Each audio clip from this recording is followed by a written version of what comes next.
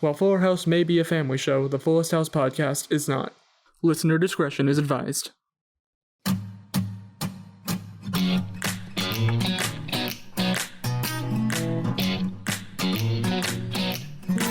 Hello and welcome to the Fullest House podcast, where today, instead of the Good Time Boys, we're the Golden Toad Boys. I'm Zach Horowitz. I'm Mark Greene. And I'm Harrison Bloom. We got ourselves a football episode! Football! Ooh, time to cue the fight song! This is my fight song! You guys are so much more excited about that than I thought you'd be. Football!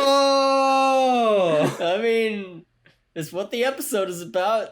Go sports. Kind of. Go sports. I mean, it is what the episode is about. It's also about, guys, maybe a bit of a generational divide. Yeah. There's a lot of parenting in this episode. Yeah.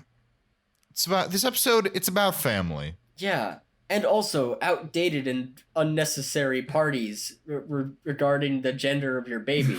Yes. By the time this episode comes out, the fucking family memes are going to be...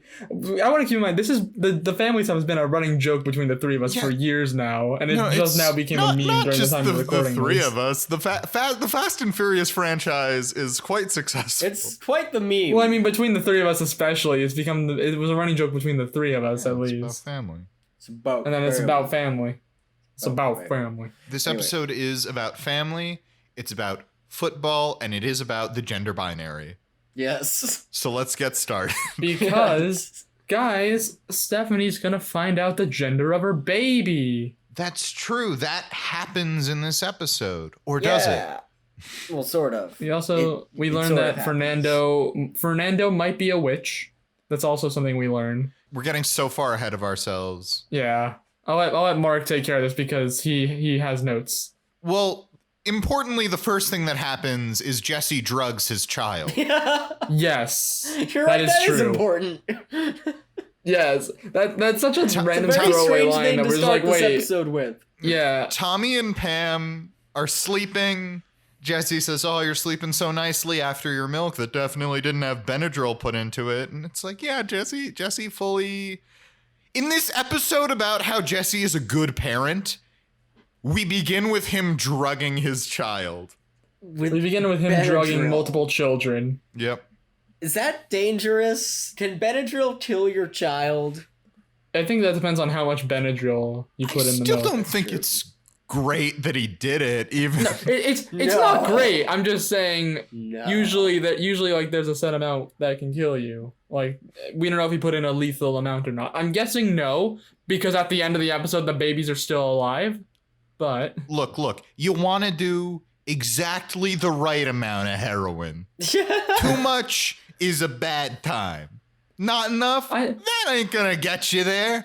You want the right amount. It's like Goldilocks. Hey, we're not talking about it being a good thing that he drugged his children. I'm just saying maybe he didn't put in enough to kill them based on the fact that they're alive at the end of the episode. It's still not great that he drugged his child. That's my point. It's not great that he drugs his child. I'm just saying it could have been worse. Could have been worse. That's a great way to start any conversation. Could have been worse. That's how I feel after watching episodes of Fuller House now. It could have been worse. Could have been worse. Whoa. Hey, we've had a few good ones. Just kidding. We've had good episodes. This one wasn't quite the as show. good as the last few we watched, but this could have been worse. Could have been But worse. guys, also importantly, J Money kicked the winning field goal, and he did it without any heroin. That's true. J Money, he's clean. Despite what the rest of the team thinks, he is not on steroids. Despite the fact that J Money kicked the winning field goal, I want you to keep in mind this is J Money Fuller. Kicked the winning field goal. Not on roids. He's not doping that we know of. He is not on roids as far as we know. J Money Tiberius Fuller, he's a technique player, okay? He may not have the athleticism, but he's got smarts. He's got heart. He's got heart. This is all canon now, by the way. J Money's canon middle name now is Tiberius. He may not have ability, and he may not have brains. But he's got a hell of a toe. And he may not have heart, but he's got a hell of a toe.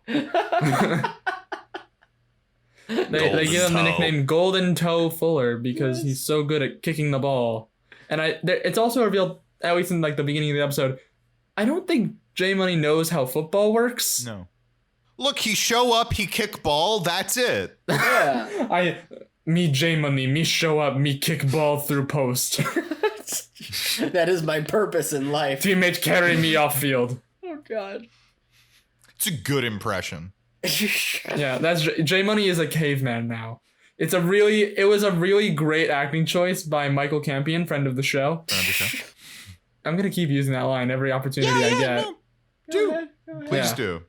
But guys, DJ is so proud of her son to a point that it's becoming a problem. Yes. Yeah. As is often the case. Yep. With DJ. Also, we should note, Ramona's kind of provoking him. She's saying like, well, could be that day you mess up and everybody's booing at you. And he's like, that's not going to happen. And DJ's like, yeah, he's not feeling any pressure, Ramona. My son would never feel pressure because he's going to win, right? My son would never miss a field goal. In this episode about how... I just want to underline. In this episode about how Jesse and DJ are really good parents, they're both kind of bad parents. At several moments. But you see, Mark, they have character development by the end of the episode. That's true. Kind of. Well, also, Steve gets to be the positive counterpoint Yep. to being a bad parent. All it took was J Money being good at something for the entire world to freeze over. Yes. Yes. I'll tell you, hell will freeze over when J Money is good at something, which I guess means that Satan is dead from spite. Hooray! Hooray. They do start from a low point from Yeah. which they can learn. Although I'd argue we don't know that Jesse learns not to drug his children. That's true. I mean, both Jesse and DJ have their own redemption arcs in this one episode. I'd say it's up there with like the greatest of all time. I mean, like it's like a Prince Zuko tier redemption arc, and they do 2 of them in one episode. 2 of them in one episode. It's on par, if not better, than Zuko's redemption arc. I am going to start referring to any kind of story wherein someone changes, which, let's be honest, or let's be clear, most stories Yes. as redemption arcs. Redemption arcs. Yes, I love that. I'm down. I'm a sucker for redemption arcs. So putting Was a this label of podcast going to be the redemption Good arc on Time Boys everything. redemption arc? We're going to have a redemption. We've already gone through a redemption arc. We hated the show, and now we kind of love the show. Yeah. Ooh, that's You know also, what? That's a very good point. You also went through a smaller redemption arc, Mark, where you started hating babies and then learned to not hate babies. Yeah, he's gone from hating babies to now standing up for babies who have been drugged. Yes. Don't drug your babies. You're right. They're never going to be good babies if you give them drugs. They're going to become bad delinquent babies. You don't want a bad baby. So don't give your babies drugs if you want a good baby. And that should be the end goal. Not to have a healthy, well-adjusted baby. To have a good baby. Yeah. Who is good at being a baby. Yeah. I mean, all of the logic here is sound. Speaking of good babies, Hey, there we go. Jimmy and Stephanie are going to learn their child's gender. Well, Mark, we don't know if this baby's a good baby or a bad baby yet. That's right, it's a fetus. It's a good fetus, though. It's a fetus. It's a good fetus so far, I guess. I mean, it doesn't seem like the fetus has been causing many problems. Two things. One, I just wanted to do a transition. We were talking about babies, and they start talking about babies. Yeah. Mm-hmm. And 2, I do not try to judge the baby before it's born. It has the That's potential true. to be a good baby, and thus I am optimistic that this will be a good baby and not a garbage trash baby. This is the end like of Mark's Tommy. baby hating redemption arc. This is Mark after he has changed. The redemption arc has been completed. And now he's optimistic that all babies are good babies in their hearts. Yes. I don't try. I'm not like these people. I don't try to make judgments about this baby before they're born. You're right. Which is why gender reveal parties are stupid. Yep. And they shouldn't have one. I understand wanting to know the baby's gender and everything. Gender reveal parties are bad. And guess what? DJ wants to have a gender reveal party. Yay! I mean, look, gender reveal parties they're bad if they start forest fires. Yes, for those who don't know, several gender reveal parties recently have started explosions and forest fires. I don't think even recently. I think that's just a thing. If you keep it like small God. and safe and it's not hurting anybody, Yeah. it's fine. If you start a forest fire, if you start a blue or pink forest fire, that's where that's where you begin to lose me. Yeah. Was there something that like the person who invented the gender reveal party, like their child later came out as trans, or am I making that up? I didn't don't hear know. that part of the story. I did hear that the person who popularized gender reveal parties has begun to regret it. Yeah. So that is sad. But anyway, also important, as we mentioned earlier, Fernando does have special witch powers That that allow him to guess the gender of any baby before it's born. Yes. Yeah. I think it's a little, maybe problematic that Fernando is gendering these babies even before they're born, but like... Or have the few times that Fernando been wrong proven to be right when they end up being trans. Fernando is an ally. It's canon. Yeah, he guesses boy and the baby ends up being biologically female, but then years later he transitions to being a boy. Yeah. His special witch powers can't be wrong. Well, I was going to say, Fernando's a witch, and the only evidence we have of this is that he predicted that Ramona was going to be a girl. So he predicted one 50-50 shot. Yep. Well, that's the only example they cite. There could be more. Well, he does have a sealed prediction later in the episode of the baby's gender. Yeah. We do not know what the prediction is. We never find that out. Yeah. Which is, I guess, spoilers for the end of the episode. Spoilers. But yeah. Zach, how could you spoil the episode? I know. Oh my god. I forget if we find out what he guessed when the baby is actually born, but I kind of hope that comes back. I do want to know too. if he's a witch.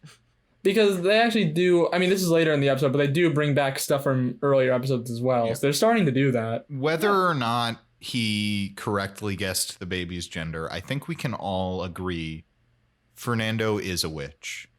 Yeah. Because he's performed the greatest magic of all, getting Capturing into our our hearts. heart, touching our hearts. Yep. Well, I was going to say, Jimmy is really excited about the fact that Fernando might be a witch. And he's like, come on, Fernando, I'm going to take you to the lake and see if you float. And there is no scene of this. It happens off screen, but I really would have loved it there was a scene that just involves Jimmy throwing Fernando into a river. But I want it to be like very shaky, like home video. Video Blair Witch quality. Project style. Yeah. I mean more like America's Funniest Home Videos Like than just anything else. I do throwing not him want it into to be a river. professional quality. I just want random cut to a bridge and Jimmy just pushes Fernando off. Jimmy just pushes Fernando off a bridge. Yeah.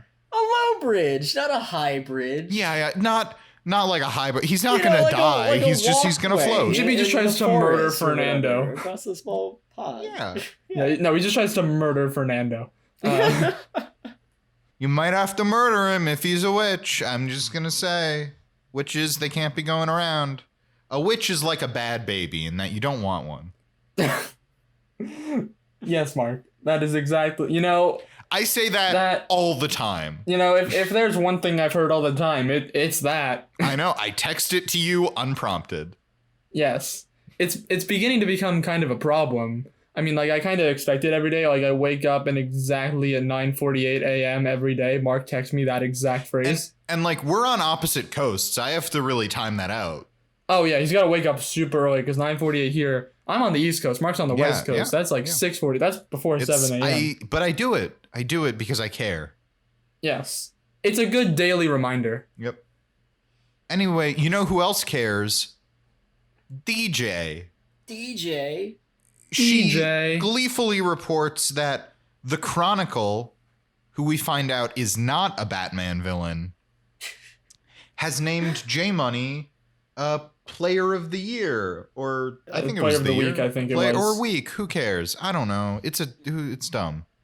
Yeah. I'm gonna assume a kicker will not win player of the year. I mean, I assumed the second I read my notes, I was like, that's wrong, but I'm just gonna read what I have. Yeah, I'm pretty sure it was player of the And week. now you're fucking calling me out, Zach, because you hate me. I'm calling you out for your lack of football knowledge. How dare you? I think that's more a lack of journalism knowledge than football knowledge. Based on what we know about this team, how much they celebrate J Money, maybe he is the best player on this team. We have no reason to believe that this team is good.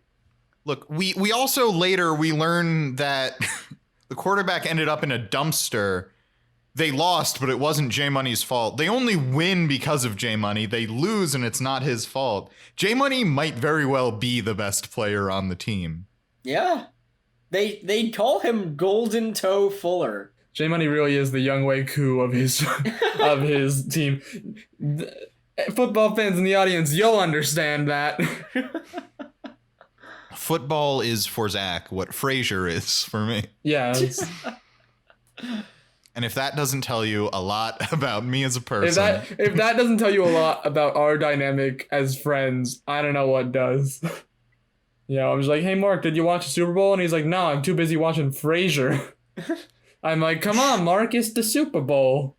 I'm like, yeah, this happens every year. But Niles is really horny for Daphne. What's gonna happen? And I go, I don't care if Daphne's horny for Frasier. She's not horny for Frasier. She's horny for Niles. God, Zach, watch the show. I don't care if Daphne's leaving the Scooby Gang to go after some guy. Tom Brady's gonna win another ring. We fully have to move on. Okay, Yes. I do not know where we got lost in this. Anyway.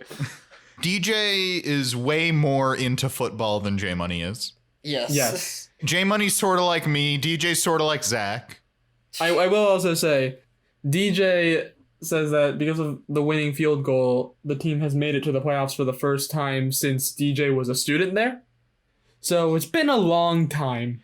J Money fully is the best player on this team if the addition of J Money has done this. I mean, yeah. All the evidence we have points to the fact that J Money is fully their best player. He's entered the chat. Which, I must note, is very sad. That is very sad. Maybe are we gonna nominate the entire football team for Sad Boy of the Week? Except for J Money. Except for J Money. Maybe it's all like a fake football team. Like the rest of the football team, they're all like sick orphans. And this is a Make-A-Wish type thing. What the hell? They're like sickly Dickensian orphans. No, go on. I need to hear how this works. Yeah. No, they're sickly Dickensian orphans, and they've always really wanted to play football. So the school's like, gee, I don't know. We'll make a team and we'll like say that they're the football team. And this other kid is also very sad. We'll let him be a player. But like the rest of them, they're like 10 years old and J Money is 16. So he is by default the best player on the team. Oh, of course. It's a Make-A-Wish thing. Yeah, now I'm just thinking of, I don't know if you guys have seen this video, but there's like a video on YouTube that's like kind of really bad, but also funny, where it's like a video about like a Make-A-Wish kid who wanted to score a touchdown on the football team. And he's like doing it and he keeps going and he's like running and he's about to get to the end zone. And at the last second, someone comes out of nowhere and just fucking just runs right into him and tackles this Make-A-Wish kid. Ow. That's how I'm assuming the game went when they lost. Yeah, I didn't say it was a great idea. I'm saying maybe this is what's going on. And that's why J Money is the best player on the team, because the rest of the team are just like sickly orphans. Mm-hmm. Yeah. But sadly, though he may be the best player on the team, J Money has twisted his ankle. And I'm sure that it is real and not a lie due to the pressure. Yeah, I mean, it's really weird how he was walking in just fine, and now everyone's talking about the state championship game and how J Money's the best player, and all of a sudden he walks away with a limp. Yeah, I totally could not see the twist of this episode coming from miles and miles away. I've never seen something like this in a sports-based comedy story ever. I know. This has never happened before. Yeah, so obviously he's faking it, though technically we're not supposed to know that yet. But then we have Jesse's we daddy have and Jesse's me. daddy and me. Because he decided Session. that getting sexually harassed was not the best way to spend his Sundays. Yep. Yeah, so we found a new group of men. It's a daddy and me group, so he's not the only guy anymore. It's a bunch of real men, real manly dad men. Yeah. And he goes to the park for the first day, and who should be there and the leader of this group of dads but Josh Peck. Yeah, Josh that Peck was is cool. here. Josh Peck is here, and Josh Peck is giving it his all. Oh yeah, We just want to say Josh Peck is great in this episode. he's great. Josh Peck is very good at acting very over the top, Yep. which we should know from watching Drake and Josh, and he is just giving it his all. It's wonderful. This is what Josh is up to now that Drake is in prison. Oh god. Oh, God. Anyway. Anyways, Josh Peck, he's a real millennial. He we gotta is. say. In every Yes. possible way. Because he's a bit of a millennial. You can tell that this episode was written by millennials, considering that he's wearing not only flannel and a man bun, but is also very, very gluten-free, has severe anxiety, and a tech addiction. also I think like the first thing the first like line he speaks to Jesse is that he sees that he's like holding like a drink with like a plastic Oh, straw. yeah. He's like, Oh, yeah. plastic straw, I see. I guess you don't care about the turtles. Yep. And it's just Yeah. like, yep, I can tell exactly what this character is going to be. Uh-huh. We get this dynamic. Oh, Also boy. very good. He says like, "Oh, so I see you've brought your granddaughter." And Jesse says, "Did you have I been grandfathered?" Which was the name of the sitcom he was on with Josh Peck. Wow, what a cheeky reference. Guys, I get it. grandfathered Hey, what do you on know? CBS. Was it CBS? Not I don't Netflix. I don't know. Oh, cheap reference. Grandfathered on network. Coming this fall. This Sunday at 7 to 8 Central. Then it's playtime. Jesse has brought a ball for Pam to play with, and Josh Peck's like, "A ball? What is that?" Because apparently even he did not play with balls when he was a kid. Well, his exact line, he says, what's she gonna learn from that? Like, it's not an educational toy, but it's also like, you're so confused by the concept of a ball? Yeah. This is exactly how real millennials are. Am I right? Am I right, guys? Am I right, guys? Am I right? Am I? I do not know. I have not met another person. I have not gone outside in 20 years. Which is also why I am confused by balls. What does the sun feel like? Well, if you want to like go up close and personal, probably very hot, dangerously hot. If you touch it. Okay, It actually great. burns Not you gonna go 1,000 outside. miles Gonna away. gonna stay in for another 20 years at least. Oh man. Am I right, guys? Heck yeah, Yeah. enjoy those vitamin D pills. Anyway. Slurping them right up. Anyway. So yeah, there's some butt-in of heads between a guy and a millennial, that Yep. strange creature. Josh Peck also, he created a parenting app.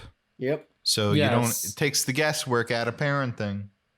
To which Jesse is like, well, it sounds like it takes the parenting out of parenting, which is what Jesse says. Yeah, and Josh Peck is like, haha, kombucha. Yep. Because he's a millennial.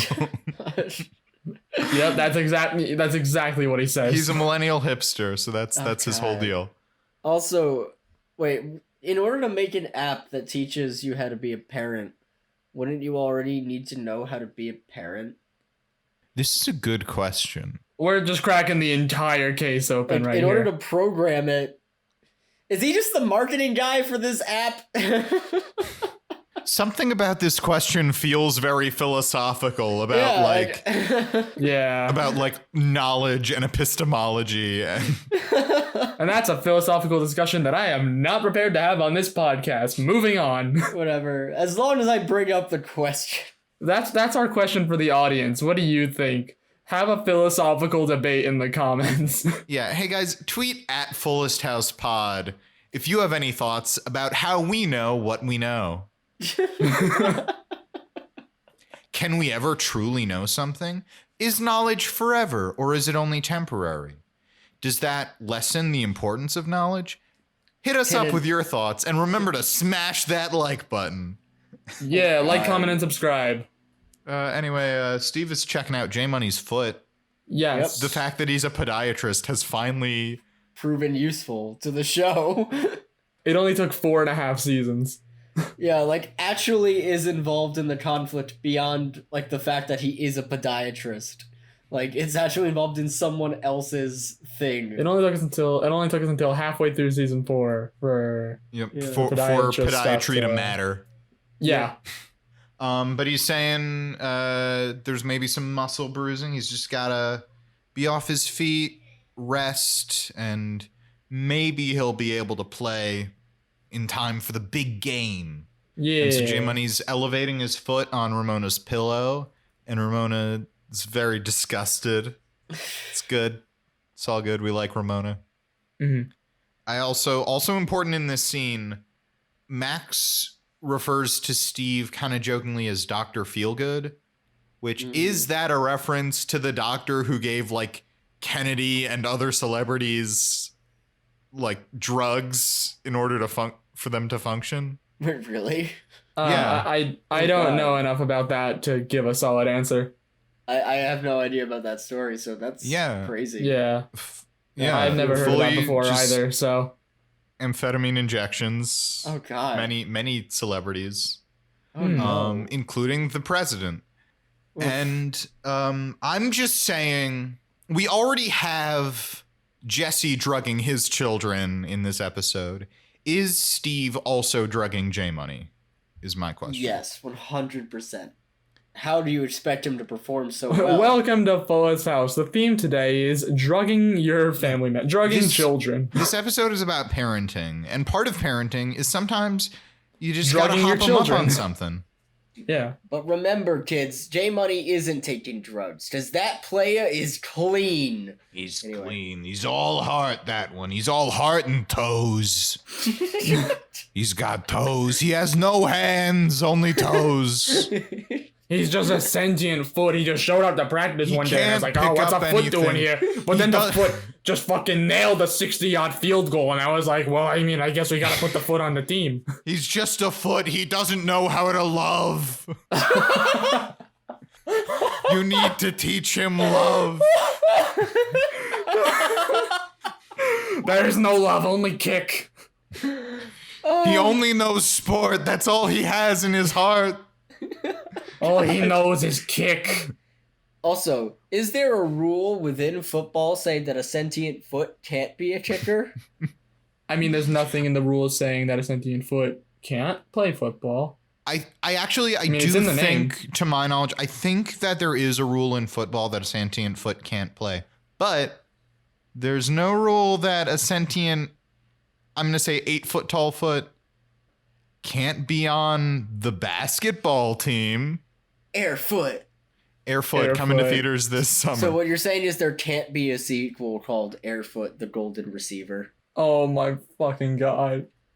Guys, Jesse's worried that Pam's dad is too old. He is her dad, and he's worried he's too old, and she's missing out on experiences. Yeah. Yeah.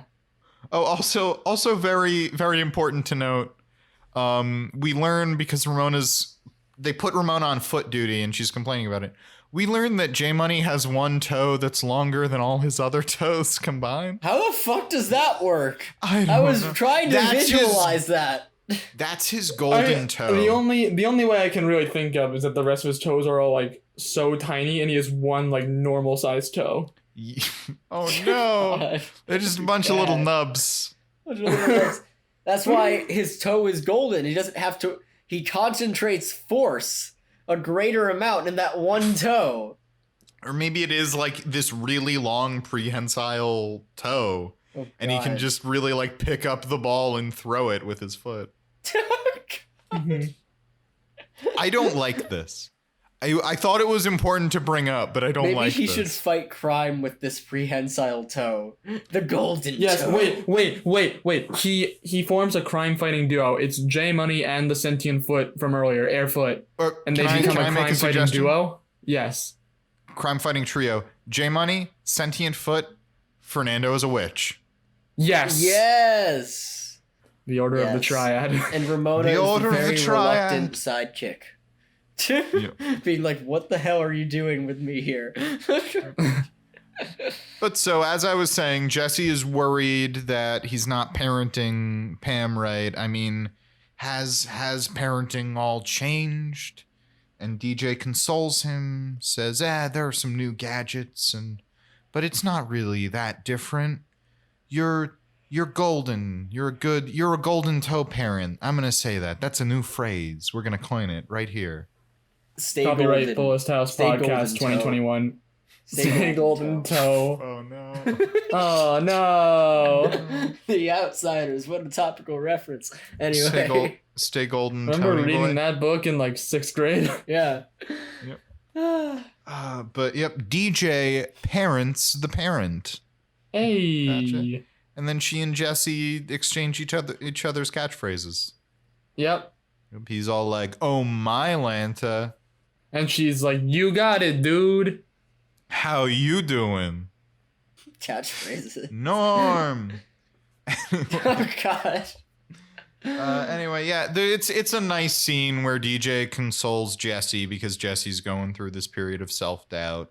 I do like that I do want to say I like that the way they go with this storyline is not Jesse immediately comes home and he's like, these millennial hipster parents, they don't know how to do it. I'm going to show them what real parenting is. And it's all about how he doesn't like millennials, that it is sort of like I don't know, has everything changed? Am I not going to be a good father anymore? No, that's a fair point. Yeah, that was a good way to approach it.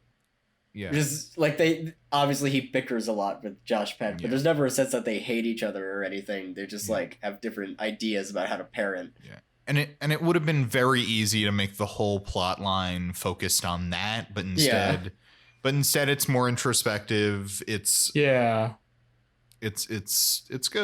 Yeah, that's a way of looking at it. You're right. Yeah, it's good. That's I like nice, how actually. they did I didn't it. think of it that way. But yep, there's a large box for the gender reveal, and they gotta hide it from Stephanie because Steph she ruins her surprises.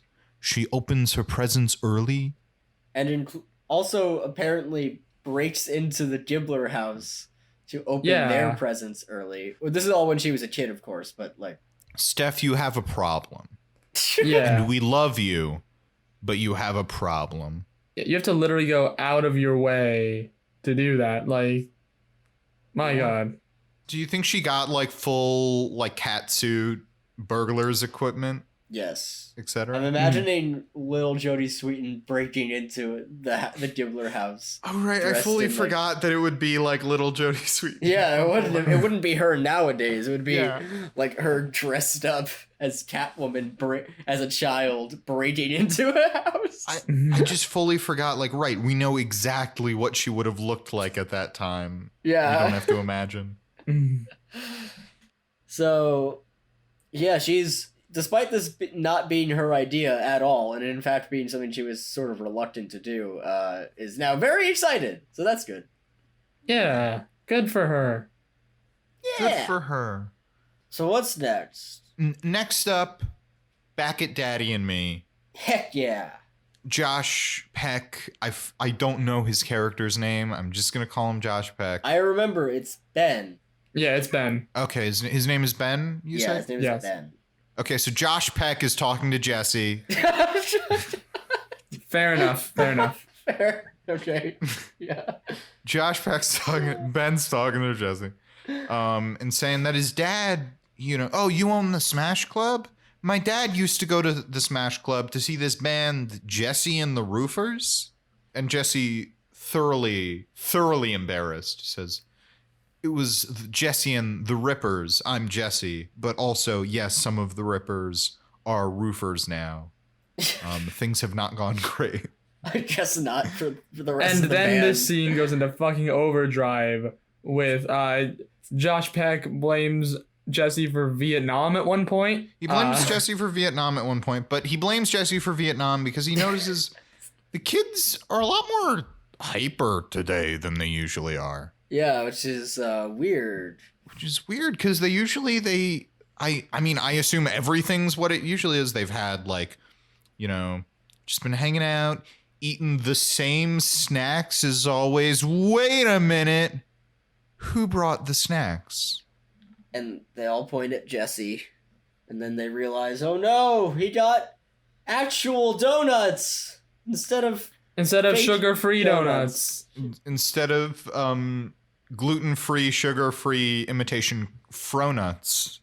Faux nuts. Oh no! Faux How dare Or they? were they faux nuts? Because that would make more sense. Yeah, they're fake. Yeah, I think they were donuts. faux They're nuts, Faux yeah. donuts. Fake I don't know why I put an extra R in there. Faux nuts is a very good name for fake donuts. Yes, people should use that more often. It's very good. It was Yeah. very good. I like that. It's good. I also want to point out the way Josh Peck figures this out. Sorry, the way Ben figures this out. Is he grabs a donut out of one of the kids' hands and takes a bite and says, "There's sugar in this." I love that he takes a bite and then spits it out. Oh yeah.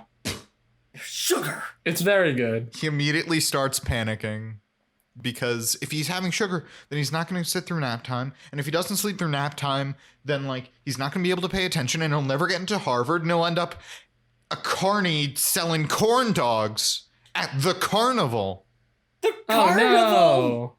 Eating Not the one carnival. donut is going to ruin his child's life. Josh Peck is really fully embracing his most Josh Peckiness in this part. Oh yeah, and it's and great. we love him for it. Yeah, it's It great. really does remind you of Drake and Josh and all that. Yeah. Jesse, Yeah. where's the door hole? Do you think he's really justified in believing all of this stuff, guys?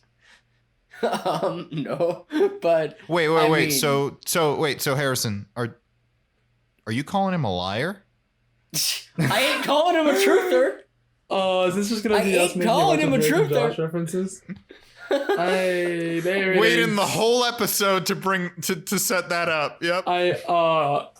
I'm just imagining like as Mark has had this all planned out, and he's just been waiting for the my moment God. to do all this. The second he showed up on screen, I was like, well, we got to do a "Are you calling me a liar?" bit eventually.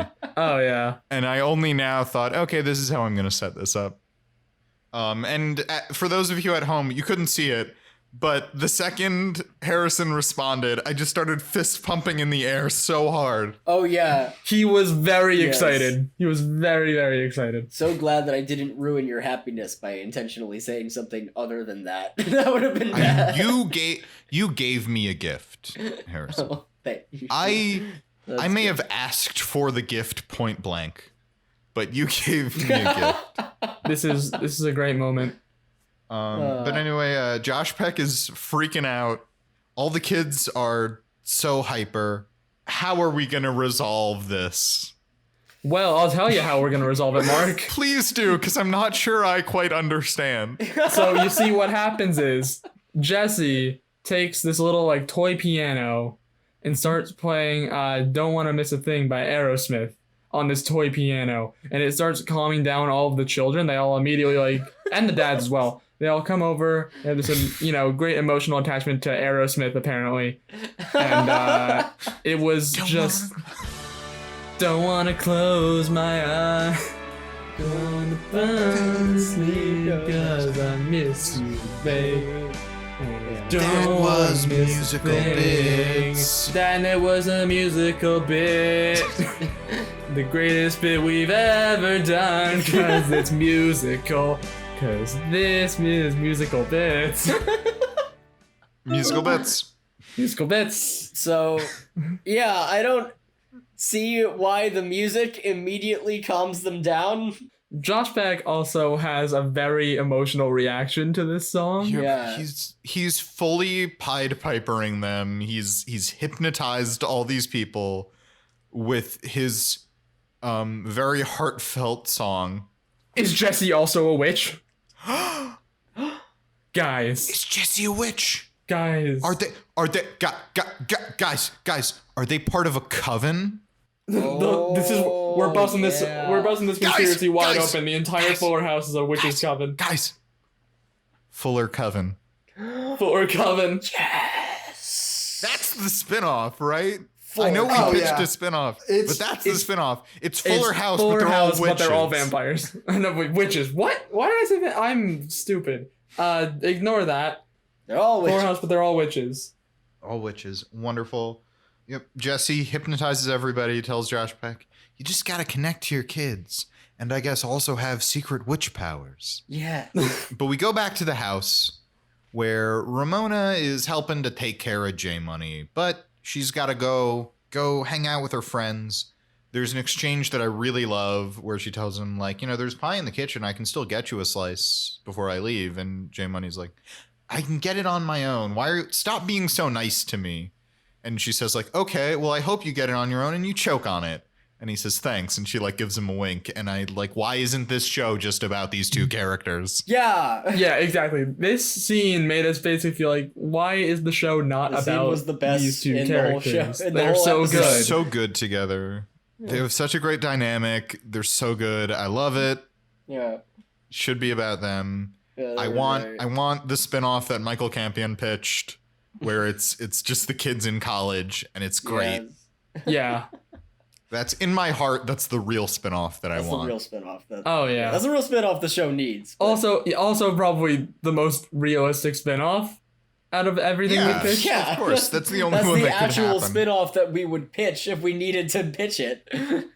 I mean, I'm still holding out for Fuller Coven, but Yes. Fuller Coven would also be good, but that's I mean, kind of hey- like a parallel show. Hey, Boy Yeah. Meets World did just straight up have a witch's coven in it. So played by Candace Cameron Bure. It's her character from Boy. That's why we wouldn't pitch it. That's why we wouldn't pitch it, because it's not a spinoff of Fuller House. It is a spinoff of Boy Meets World. Her character from Boy Meets World starts a family.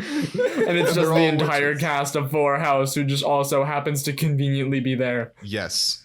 yes. Anyway, Ramona leaves. J Money goes into the kitchen. Ramona comes back because she forgot her sweatshirt. She wanders into the kitchen. And what do you know? He is dancing. J Money is fully dancing. It's a miracle. Huzzah! His foot has been fully healed. Huzzah. Woohoo! We don't say the word huzzah enough. That's true. Huzzah! You're right. Yeah, it's a fun word to say. Excelsior. But it's great. She finds him dancing. He does the thing where he slowly turns around and he goes, Hallelujah! I'm cured. I know It's they a have a miracle. limited amount of time in a sitcom, but I think I would have appreciated just like 10 seconds of them just staring at each other, just in the awkwardness of that moment. Really Wonder playing. of wonders, miracle of miracles, musical bits. But yeah, they have actually a pretty good scene where Ramona says, like, I'm not gonna rat you out, but I think you should tell your mom. Yep. And J Money says, like, I don't want her to be disappointed in me. She was so disappointed in me when she found out I had been drinking. I don't want to let her down again. And it's actually like a good scene building on one previous episodes and two, like, characters. Yeah. It's good. Some good stuff. And he also confides that he's scared of trying and failing. But yep, she thinks he should tell DJ, and we cut to their credit, we cut right to him in the middle of telling DJ everything. Yeah.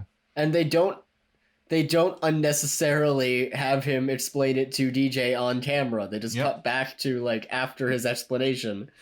Yep. Which is It's- great. It's really good. I mean, you can see a world in which they do like some sort of humorous reveal for DJ Yeah. as well, but I think that would have just been a little tedious. I think we Yeah. already had like the humorous reveal. We had, we know what's going on. So I do like that they just cut right into the middle of him telling DJ, and she apologizes for putting so much pressure on him, but she says, but you can't quit just because you're afraid to fail. But J Money wants to quit. He's a quitter, I guess. Then Steve tells an anecdote from his years as a sportsman, Steve to the rescue. Yeah, and it gives me an opportunity to embrace my nerdy love of sports outside of Zach's love of football, where Steve tells a story from his wrestling days and tells a quick PSA about wrestling, which is that you should wash your mats, kids. Yep. If you want your kid to do wrestling, make sure they wash the mats.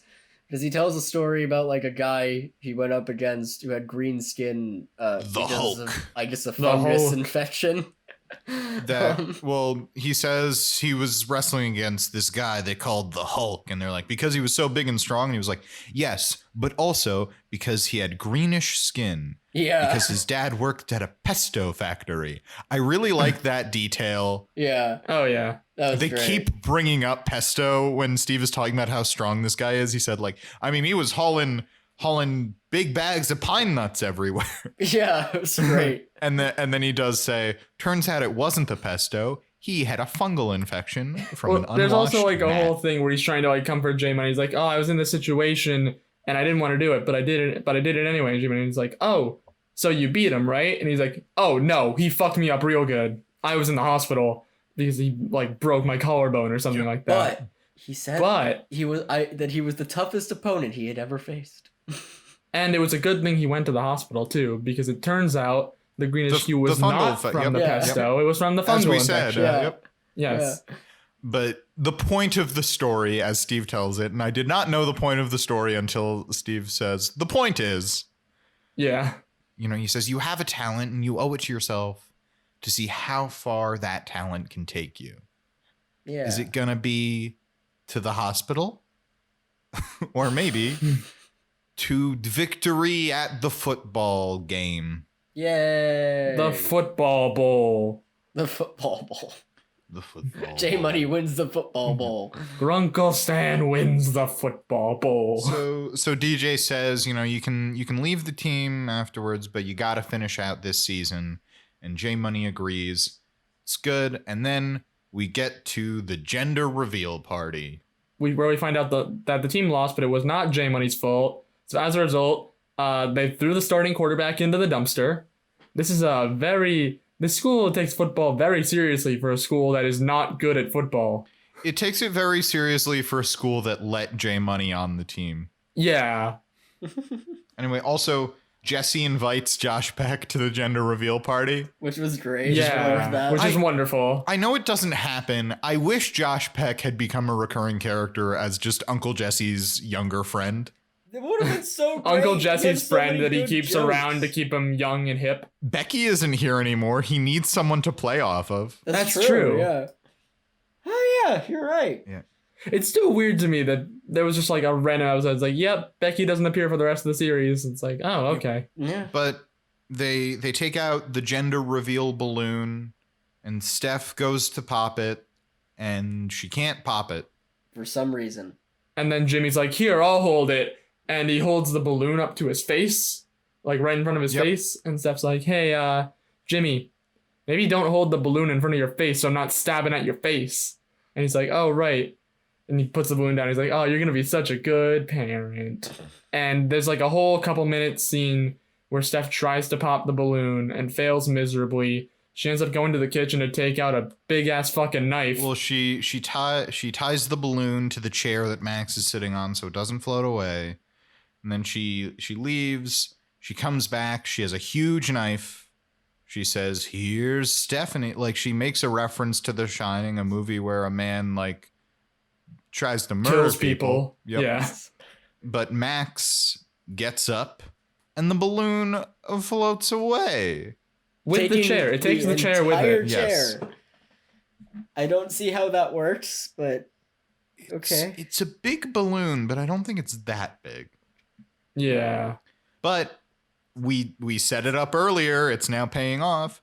Also, any balloon big enough to carry away that chair is also big enough to carry away the box that it was sitting in.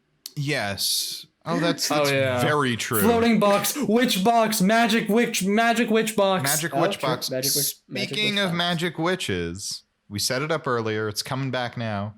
Fernando has an envelope with his prediction A sealed envelope with his prediction. And he gives it to Steph so she can still find out the baby's gender. And she rips it up because Steph Dun, dun, dun. doesn't want to know. Whoa. Which who could have seen that coming? Yep. Fuck that. Beyond the need to see the reveal. Whatever. The such a plotline was trope. surprisingly boring. Anyway. That's Yeah. just such a very, very tropey thing. Yeah. Happens all the time. And also, like, I don't know, you can just know. Doesn't change anything. I know my parents said, like, they, for a little bit, were like, they didn't know if they wanted to know or not. And then, or, you know, they didn't know. And then the doctor told them and they said immediately they felt relieved that they weren't sure, but that the second they found out my gender, it just like lifted a weight off them. So, Interesting. Okay. you know. Yeah. I don't know the story of like how my parents knew my gender, but Well, my mom is an OBGYN, so she has many That's stories true. about yeah. my birth and just is very into all that stuff. Yeah. But yep, Josh Peck is going ham on the cake, Yes. just He fully is. shoving the entire cake into his mouth. Because he has been deprived of sugar, I guess, for many years. Yeah, I was gonna say. Presumably he's by been- his wife, He's been who sugar has a deprived for spare many futon. years. A spare futon. A spare futon for him to sleep on when he pisses her off. Yeah, we should also say when he's freaking out, he's very scared that his wife is going to be mad. He's very scared of his wife. Yes. Also, spare futon. They have 2 futons. They sleep on a futon. It's so good. Anyway, I think that's it for the episode, which brings us to your favorite segment and mine. Sad boy of the week. I know you like saying it, Zach, so I was letting you say it. I said it.